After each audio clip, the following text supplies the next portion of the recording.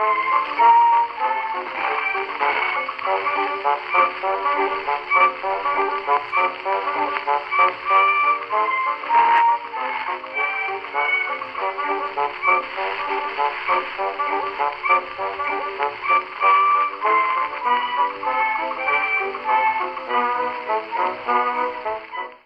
everybody, welcome to another episode of Outside the Box. My name is Mark Wahlberg. I'm from Haunted Auckland and Paranormal New Zealand.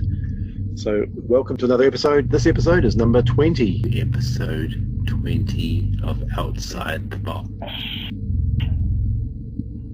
And it's been great talking to investigators and researchers from all across the world. So for today's episode, we're going to be going across the ditch to Sydney, Australia, and we're going to be talking to Jason King, paranormal investigator for over 20 years, and a bloody nice chap. It just happens to be his birthday today, so we're going to call on him and g'day, mate. Is that better? That's it. Got it. Can you hear me? I can hear you, mate. How are you? Oh, lovely. Awesome. No, good. Nice and clear. That's awesome. Yeah. No, that's good. I've been thinking about getting you on board for a little while actually, and then your name popped up on Facebook, and I saw it was your birthday, so I thought, oh yeah, what better time? Yeah, it's my birthday today. I turned 48 today, and so yeah, big day today. Happy birthday to you. You got anything special planned? Oh, thank you very much. Maybe going for a ghost hunt tonight. You would have saw on my page I've been doing some ghost hunts. Wife's been organising it to let me for my birthday, because it's been locked in over the corona, so it's been a bit hard for me to get out. So yeah, that's what I've been doing. Yeah. So what have you been doing during the lockdown period? Anything spectacular? I've been working. Been working a lot. Few days, and you know, like, haven't been able to get out, so that's been the hard part. And so yeah, I just took a week off work and started to whack off, and yeah, Julie's organised all my ghost hunts where I've been ghost hunting. Cool. All right. Well, I have to admit that I don't really know much about you at all, to be honest. So can you take us right back to the beginning? Can you just take us right back to the beginning, how you got into all of this? Okay, I'm curious. What happened is, about over 20 years ago, I lost my brother to a car accident, and me, I was a non-believer, and like, I believed but didn't believe, but 2 weeks straight I was seeing my own brother and sitting on the chair, and me, I thought, oh, you know, I'm going insane, and he kept saying hello to me, hello, and before you knew it, like, I said, well, I've got to say hello back. So I said g'day, because I just buried him. So I said g'day to him, and after that we started talking for 2 weeks. We're just talking, you know, every day I got over work, it was in that same spot in the lounge room, sitting there. So I was talking, and after that, his last words to me is that we have work to do. And I went, what do you mean work to do? And found out over 20 years later, I knew what he meant by what we're going to be doing for work. And yeah, I've just been doing it since, you know, going all over the place. I see things and I see people and I describe it. And you know, like, it spun me out for a while, because I thought I was going to have to go to the hospital and get my mind, you know, checked out, because it's unheard of. And then before you knew it, over 20 years later, here I am today, ghost hunting, and you know, and being out there and helping other people, and it's so fascinating for me to do that, and it's a great kick to do. That's amazing, man. It's awesome. And is your brother still in contact at all? Always with me. Like, a few people say they can see him, and he's quite, you know, a dirty man. I call him, but he's always with me, you know, out there, you know, helps me communicate to the spirits on the other side, and I get, you know, what they're trying to tell me, and get an idea who we're up against and what is out there. And and it's quite an interesting, being out there and enjoying it. Yeah, I know. Oh, that's awesome. And you had a film made about you, mate. You had a film made about you. Made it. I mean, how did that come about? There's a bit of a documentary made about you, about your life. How did that come about? Yeah, the guy found me in local newspapers about my brother, and he thought, oh yeah, it'd be a great story to do about ghost hunting. And then it changed, and it changed, and it changed, and I can't tell you too much, you've got to see it. But it is about my life, and it's about a lot of people's lives, actually. It's not just about mine, it's about other people's lives who've been through what I've been through as a kid. And before you knew it, now there's a film out there, and it is about helping other people, like ghost hunting. We go out and help other people who are in need, who doesn't know how to ask for help. And the same thing with the ghost hunting with my film. It is about men and women, and about if you're in a situation where I was years ago, don't be afraid to ask for help, get help, and don't be ashamed of it. That's cool, man. And so, do you do it sort of as a team, or do you have a team beside you, or do you do it solo, or how do you do your investigations? There's me and my wife. We do it together, and I've got another guy in Sydney. He comes out and helps me, and at the moment I'm down south at the moment, and we're going to have two down here. They just live across the other side from us, so they're coming out with us tonight, going out ghost hunting. So, we do it because we have a passion, and we want to show people what is out there. You've got your non-believers, and you got your non-believers, you got your skeptics, you got them. But I don't mind what people say when they see my photos, because I put it on my page, as you know. It's for them to decide for themselves, is it or isn't it not real? And there's been a lot of cases where I've had people out with me who don't believe, then suddenly halfway through an investigation, they'd legged it out the door, and I'm going, hang on a second, where are you? And they're in their cars and going home. And so sometimes it can go that way, but a lot of times you go out there and you get nothing, and you're thinking, okay, well, that's odd. And you might go back there, and you go back to the same site, and next minute, out of the blue, because you can't say it's going to happen that night when it doesn't. It can happen any other time, but not that night. You can't tell a spirit to, okay, I want you in action today. You can't do that. They decide when they want to, not when you want to. That's exactly right. They don't play on cue, do they? Never. No, I wish they would. It'd be fantastic. Okay, I need you to pick up that cup and throw it. And then you stand there, nothing happens, and then suddenly next night you might go there, and next minute all hell breaks loose, and you're thinking, my God, why couldn't you do it yesterday? Yeah, the amount of times I've seen paranormal groups sort of pick up their camera and go, okay, I'm going to take a photo of you now, stand in front of my camera. But they don't. It's like if you would have saw us in Kapunda, we were in a 100-year-old house. It was tense for a while, and then it died, and the next day we were staying there again, and we're sitting in the lounge room, and before you knew it,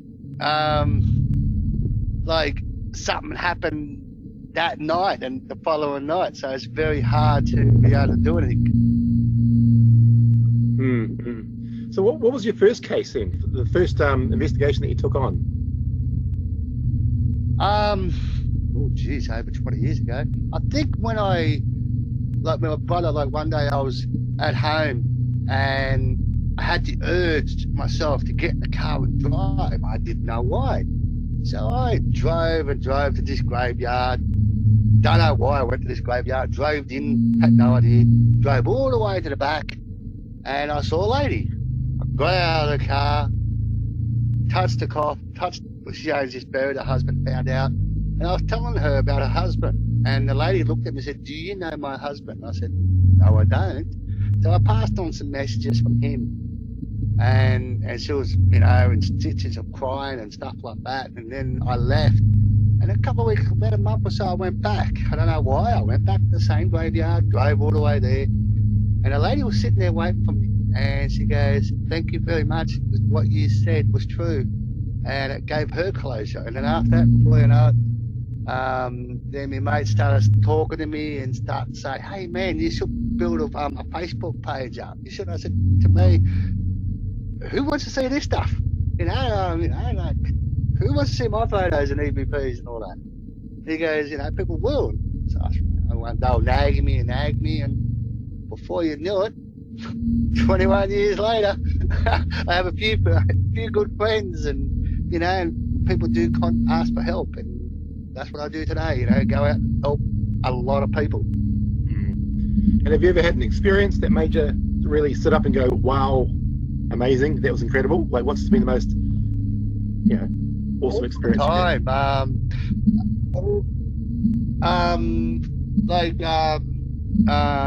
the jail we were a couple of days ago, Gundagai Guy jail. That was fantastic, like the EVPs that we got from that.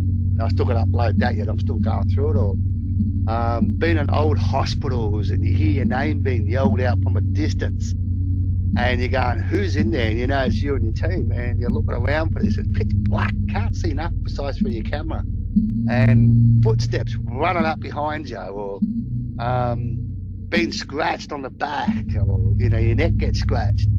That's like every investigation's always different. You can't say every investigation is the same, because it's not. And you don't know. It's like when you go to people's houses, you don't know what you're coming against. You've got no idea, because you don't know who's there or what's there. But when you do tours, like I've done a few tours over the years of people tours, and you know what you're coming against because they tell you. But when you're doing people's houses, zilch. You got no information besides what's going to happen down there. True, very true. Spirit attachments. What are your thoughts on spirit attachments on items and things? Do you think we reckon that's... It can. Yep. It can happen to a lot of people. It normally happens to people that have been through depressions and stuff like that, in my opinion, that are going through a really bad time. So they can latch on and really give you a really different thoughts. They can happen. I've seen a case where my wife's helped to get rid of one off somebody. So yeah, it can happen, and it's something that people, when they think about ghost hunting, they think it's fun, or it's like they make it out like a game. But people don't realise ghost hunting is not a game, because you've got to be very careful, because if you do something that you don't know what you're doing, those things can come home with you, and that's what a lot of people don't realise. Ghost hunting is not a game; it's quite a serious thing to what we do, and if, I tell a lot of people, if you don't know what you're doing, leave it to the people who do, and watch what they do, learn off what they do.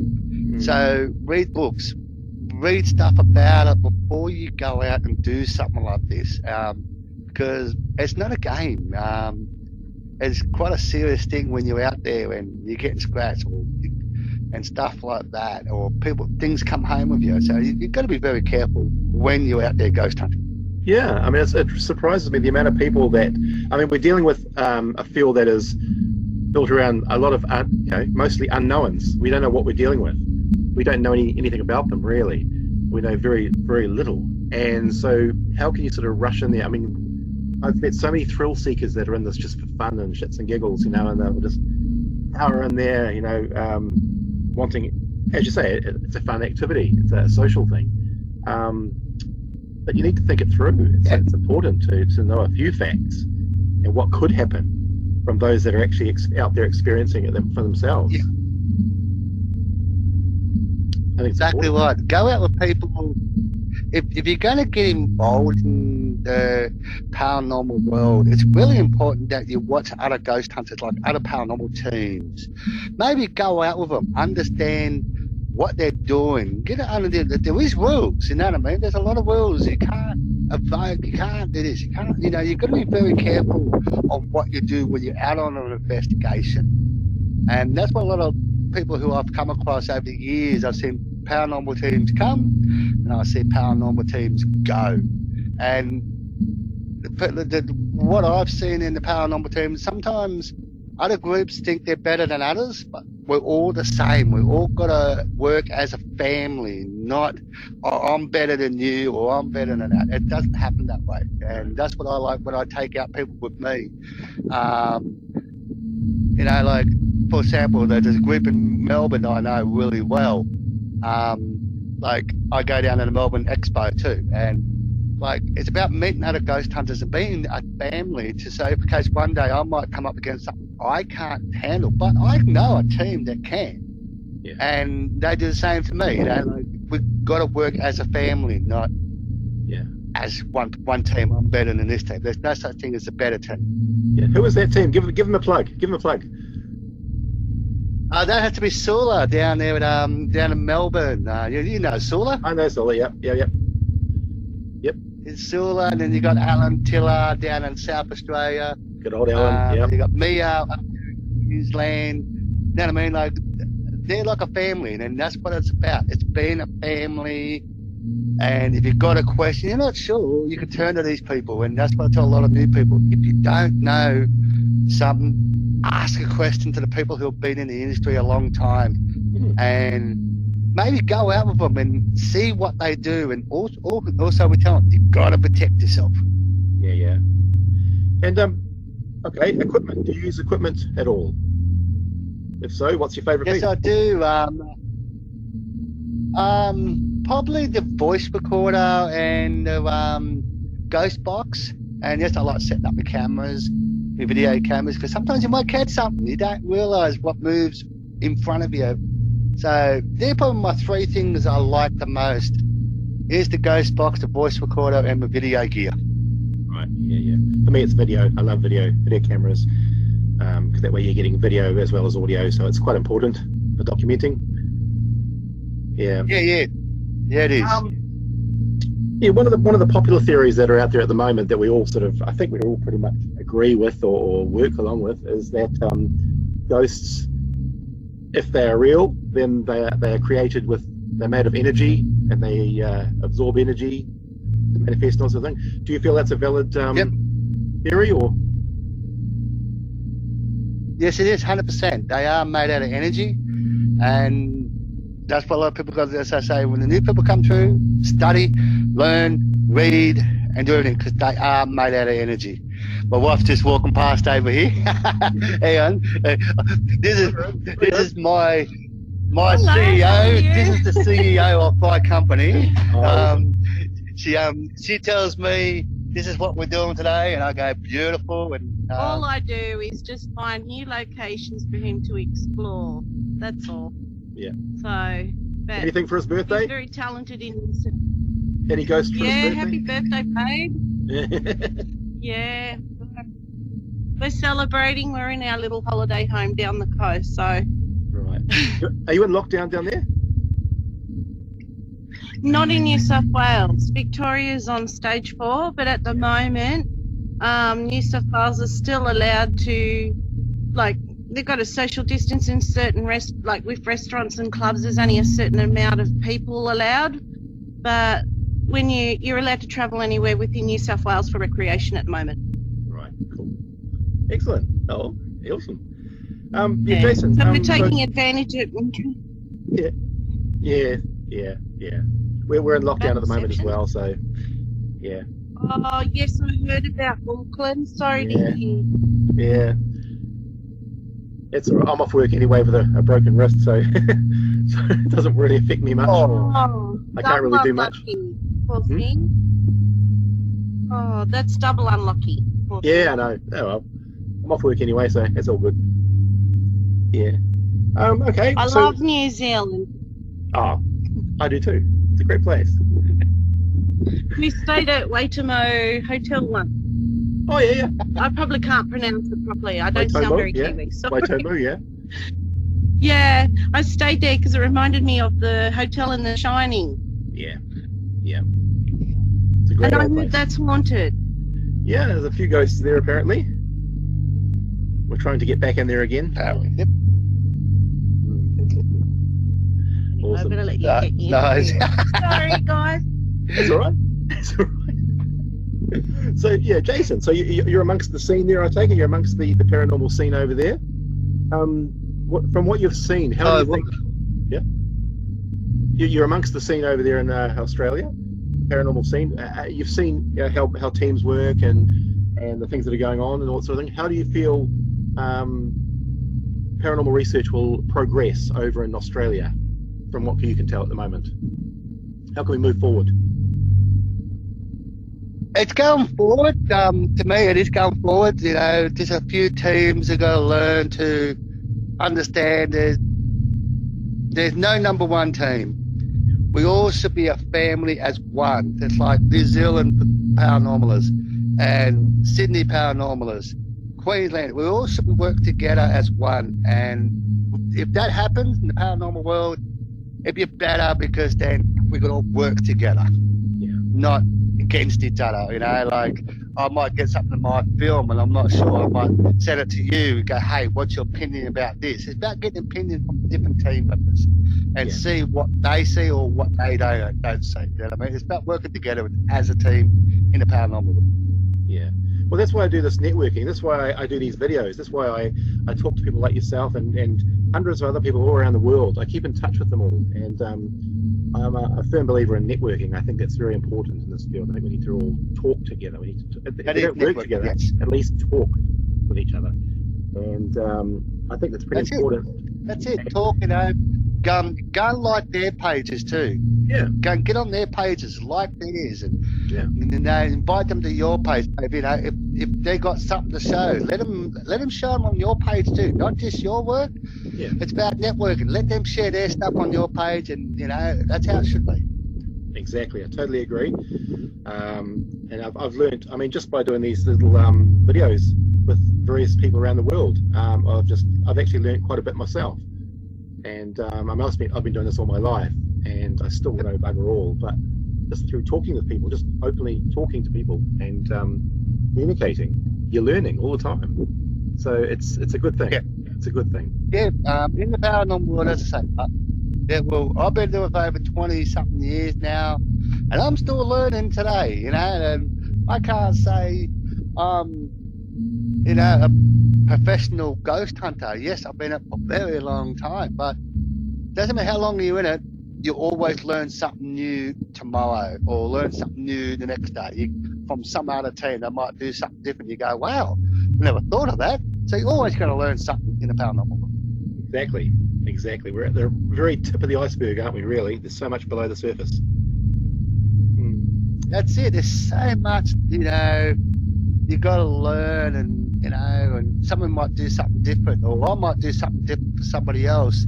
And they go, oh, hang on, I didn't never do that. And they'll try. It's about trying new things. If you see somebody else try it, maybe give it a go, see what it's like.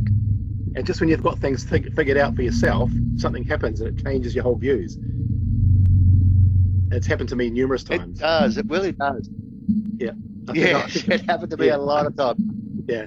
Yeah, I think I'm understanding something. I thought, yeah, okay, that's how that happens. And then something else happens and it just changes the whole view, and just I find I'm wrong, and there's more to it than I thought. And yeah, it's forever changing, which is it's interesting. I like the mystery. And you've got to learn it all over again, you know, like, yeah. It never stops, the mystery, never stops. You just keep going and keep going, and you go, hang on a second, did that just happen? No, hang on, I wasn't expecting that. And then you've got to try and program yourself to understand what's going on. Yeah, it's totally true. It's all part of the fun, though, isn't it? All part of the mystery, the detective work. Okay, Jason, I'll let you get back into your birthday day then.